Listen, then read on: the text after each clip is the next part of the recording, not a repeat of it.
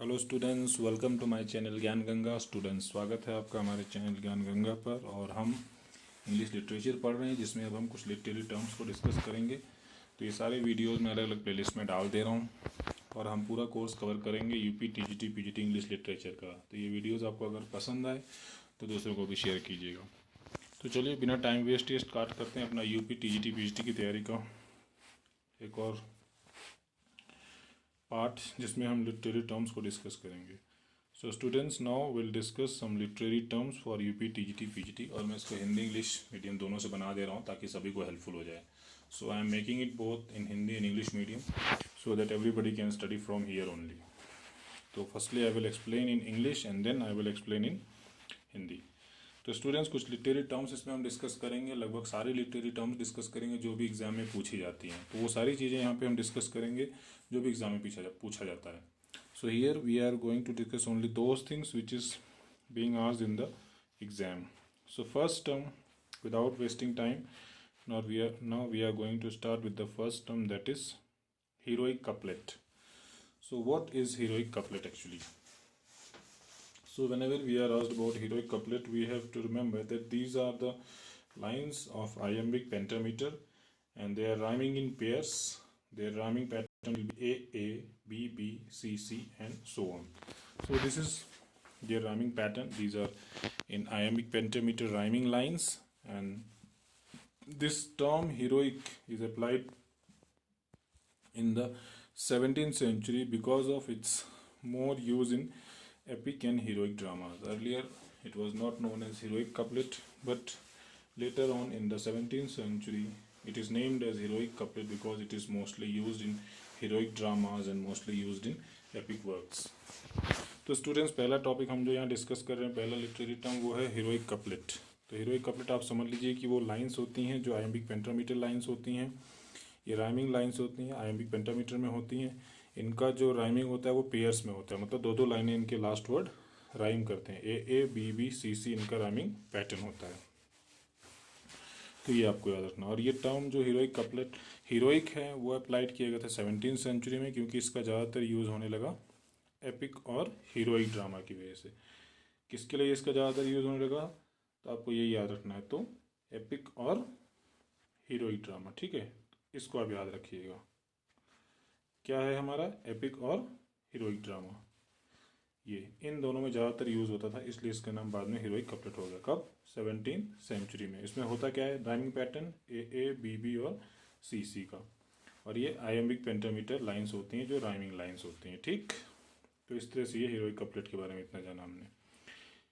Next point is here about heroic couplet, that this is used by Geoffrey Chaucer in English, and Geoffrey Chaucer introduced these in English. So this verse form is introduced in English language by Geoffrey Chaucer, and mainly in the work The Legend of Good Woman and in the Canterbury Tales. In these two works, firstly he introduced in The Legend of Good Woman, and in Canterbury Tales also we find. So firstly, if you are asked firstly in which work he used, it is The Legend of Good Woman. In this work, Geoffrey Chaucer introduced the heroic couplet, and John Dryden and Alexander Pope used it extensively, and they became master of it. They mastered it. So we have to remember these points because we can be asked question that who introduced these words to English language. So you have to remember that it is introduced into English language by Geoffrey Chaucer, and what was the first work in which he introduced? It is The Legend of Good Woman. So we have to remember all these points. तो students, यहाँ पे सबसे पहले आपके question बन सकता है कि भाई इंग्लिश लैंग्वेज में इसको कौन लाया, तो वो है जियोफ्री चौसर। किस वर्क के थ्रू लाया, वो किस वर्क में पहली बार इसका यूज़ किया, तो वह है the legend of good women. और फिर देखिए आपको कैंटरबरी टेल्स में भी हीरोइक कपलेट मिलता है। तो ये हो गया, और इसको मास्टर किया, इसको अच्छे से यूज़ किया किसने, अलेक्जेंडर पोप और जॉन ड्राइडन ने इनका बहुत अच्छे से यूज़ किया। तो क्वेश्चंस यहाँ बन सकते हैं बहुत सारे। देखिए एक एक पॉइंट में दो दो तीन तीन क्वेश्चन बनते हैं स्टूडेंट्स, इसलिए एक एक पॉइंट एक एक लाइन यहाँ पे इंपॉर्टेंट है, तो आप एक भी लाइन यहाँ पे छोड़ नहीं सकते। So students, you have to remember all these lines. Next point, we have very common example of heroic couplet is a passage from Cooper's Hill by John Denham. So there is a work by John Denham, that is Cooper's Hill. It is a passage in which he wrote about something about Thames, river Thames. So what he has written, you can see, and you can identify that what is heroic couplet. So here, what is it? It is written as, "Oh, could I flow like thee, and make thy stream my great example, as it is my theme." So here you will find stream and theme. These two things are rhyming very clearly. You can see these two things are rhyming very clearly, right? These. This is stream and theme, you can see. So this is what they are rhyming. So here you can see A. This is the pattern followed. This is how it is rhyming. There are some more lines we have. Thou deep yet clear, thou gentle yet not dull, stone without rage, without overflowing full. So dull, full. You can see again here. You can see it is a BB. If you saw earlier as AA, then it is BB. So AA, BB, CC. This is the rhyming pattern being followed. So this is heroic couplet. This is the most common example from Cooper's Hill. You can be asked a question ki from where these lines are taken. So these are taken from the John Denham's passage that is Cooper's Hill, and it is a description about river Thames. तो student देखिए, बहुत ही common सा example यहाँ पे आपसे पूछा जा सकता है कि भाई आपसे पूछा जा सकता है कि जो लाइन्स है किस में अपीयर होती हैं। तो ये एक पैसेज में अपीयर होती हैं जो कि कूपर्स हिल नाम है उसका, और जो जॉन डेनहम ने लिखा है। तो ये लाइन सारी आप याद रखिएगा, ठीक है। तो यहाँ पे हीरोइक कपलेट का बहुत ही कॉमन एग्जाम्पल है। कई बार सीधे सीधे ये लाइन रख देगा और आपसे पूछ लेगा कि भाई ये लाइन कहाँ से है। तो ये जॉन डेनहम का पैसेज है, कूपर्स हिल उसमें से है, और इसमें हीरोइक कपलेट है। या ये लाइन्स दे देगा, पूछ लेगा इसमें कौन सा लिटरेरी डिवाइस है, इसमें कौन सा लिटरेरी फिगर आपको दिखता है। तो इसमें जो लिटरेरी टर्म है वो है हीरोइक कपलेट। तो इसको अब याद रखिएगा स्टूडेंट्स, ठीक है। देखिए, हीरोइक कपलेट के साथ जब हम बात करते हैं तो इसमें कुछ टाइप्स आ जाते हैं। एक आपका होता है क्लोज्ड कपलेट्स। तो क्लोज्ड कपलेट में क्या होता है, जो नियो क्लासिकल पोएट्स थे उन लोग, सॉरी हाँ, I need to explain in English now. So closed couplets, what is closed couplets? The neoclassical poets usually wrote in closed couplets. So couplets are like closed couplets. They wrote in closed couplets, and these are what? These are the pair of lines whose end also suggests the end of the syntax or sentence. So this type of lines, this type of sentence are known as closed couplets. So closed couplet mein what you will find? Closed couplet, in closed couplet you will find the lines are ending where the syntax and sentence are ending. So if line ends, the syntax or sentence also ends. And closed couplets function as a stanza also. So closed couplets has got a function like what function is performed by a stanza. These closed couplets perform the same stanza. They have self-contained grammatical and all these things value. Okay. तो यहाँ पे आप देख सकते हैं कि देखिए, couplet की बात करें तो क्लोज कपलेट का यूज़ किया न्यू क्लासिकल पोएट्स ने। तो उन्होंने यूजली क्लोज कपलेट में लिखा। तो क्लोज कपलेट क्या होता है? ऐसी पेयर ऑफ लाइंस जो एंड होते होते कुछ ना कुछ सिंटेक्स या सेंटेंस को भी एंड करें, मतलब उसमें एक पूरा कंप्लीट मीनिंग हो, पूरा सेंटेंस एंड हो, पूरा सिंटेक्स एंड हो रहा हो। तो इस तरह से लाइन की एंडिंग होती है जब, तो उसको हम बोलते हैं क्लोज कपलेट। और जो क्लोज कपलेट्स होते हैं वो किसकी तरह फंक्शन करते हैं? एक स्टैंजा की तरह फंक्शन करते हैं। तो आपको याद रखना है किसकी तरह फंक्शन करते हैं? स्टैंजा की तरह फंक्शन करते हैं, ठीक है। तो मतलब जो है फंक्शन एक स्टैंजा परफॉर्म करता है वही फंक्शन क्लोज्ड कपलेट भी परफॉर्म करते हैं। So I hope this is very clear that what is closed couplet. Very simple, when a line ends it is suggesting end of the syntax or end of the sentence also, and it functions as a stanza. Next point is that caesura, that is pause or break in sound, and end stopped first line are used by neoclassical poets to maximize the interrelationship of component part of the couplets. So sometimes these poets use caesura, means there is a kind of break, there is a kind of pause in the sound and flow of the verse. So and end stopped first line. So though these two things are being used, that is a caesura is used and end stopped first lines are used by neoclassical poets. Why they use it? To maximize the interrelationship of component parts of the couplet. So how interrelationship can be shown between the, how it can be maximized between the parts of the couplets.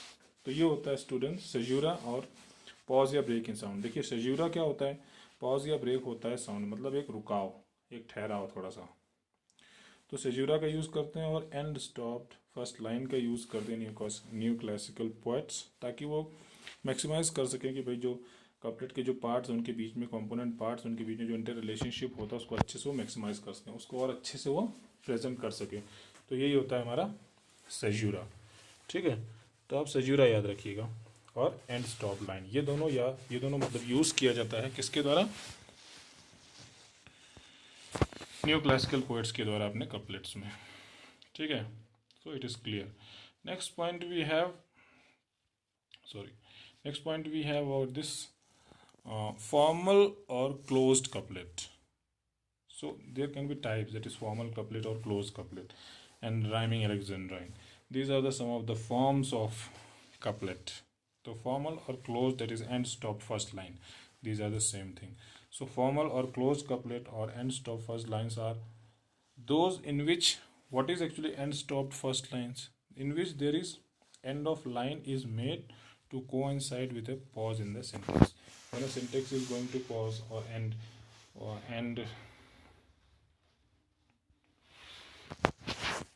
this end of line always coincide with the pause in the syntax. So you have to remember that end of syntax and pause in the syntax and end of line are coincided. So this is known as end stop first line.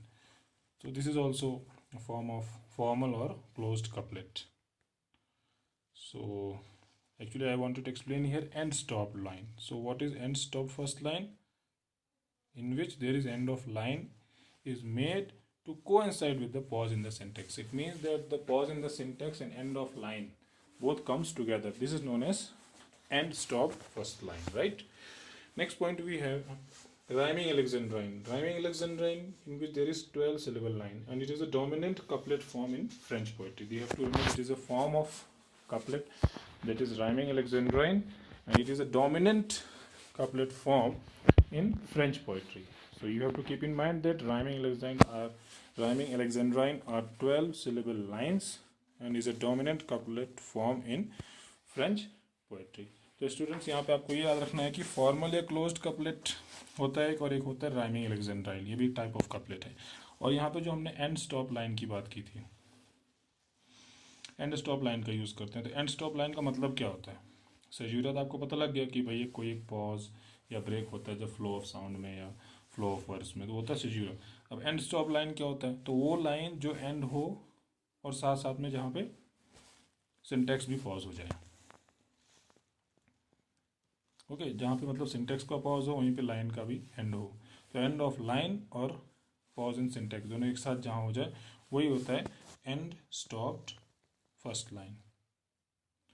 तो I hope end stopped first line आपको clear है यहाँ पर, जब line भी and हो और syntax में भी पॉज आ जाए। ठीक है, नेक्स्ट है राइमिंग एलेक्जेंड्राइन। क्या होता है, इसमें देखिए 12 सिलेबल लाइन होती है, ये भी एक डोमिनेंट मतलब कपलेट फॉर्म होता है, ये भी कपलेट का प्रकार होता है। ये मेनली फ्रेंच पोइट्री में। देखिए आपसे क्वेश्चन पूछ सकता है कि भाई राइमिंग एलेक्जेंड्राइन किस में मेनली डोमिनेंट होता था, तो ये है फ्रेंच पोइट्री में। या राइमिंग एलेक्जेंड्राइन क्या है, तो ये भी एक डोमिनेंट कपलेट का फॉर्म है। राइमिंग एलेक्जेंड्राइन में कितने सिलेबल्स होते हैं, तो ये 12 सिलेबल लाइन होती है। इसमें जो लाइन होती है उसमें 12 सिलेबल्स होते हैं। तो ये डोमिनेंट कपलेट फॉर्म है फ्रेंच पोइट्री में। ठीक है, तो स्टूडेंट्स हमने यहाँ पे डिस्कस कर लिया पूरा अच्छे से हीरोइक कपलेट। तो देखिए इस प्रेजेंटेशन में, इस लेक्चर सीरीज में मैं इसका एक अलग से प्लेलिस्ट बनाऊंगा जिसमें हम लिटरेरी टर्म्स, पूरे लिटरेरी टर्म्स डिस्कस करेंगे जितने भी पूरे इंग्लिश लिटरेचर में होते हैं और जो कि हमारे टीजीटी पीजीटी में पूछे जाते हैं या नेट में भी पूछे जाते हैं।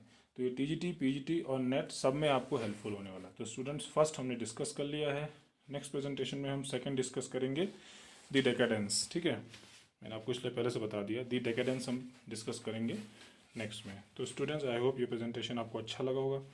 अच्छा लगा आपको तो आप मुझे इसको लाइक करिए, कमेंट करिए, शेयर करिए और आप चैनल को सब्सक्राइब कीजिए। और आप मुझे अनअकैडमी लर्निंग ऐप पर भी फॉलो कर सकते हैं संदीप कुमार नाम से। ठीक है, तो कोई डाउट हो तो पूछिएगा ज़रूर, और प्रेजेंटेशन पसंद आने पर इसको शेयर ज़रूर करिएगा। ठीक है, तो स्टूडेंट्स अब हम मिलेंगे नेक्स्ट प्रेजेंटेशन में, द डेकेडेंस को डिस्कस करेंगे और ऐसी बहुत सारी लिटरेरी टर्म्स हम डिस्कस करेंगे जो भी एग्जाम में पूछी जाती हैं। तो स्टूडेंट्स, कोई डाउट हो तो पूछिएगा ज़रूर। And see you in the next presentation. Thank you.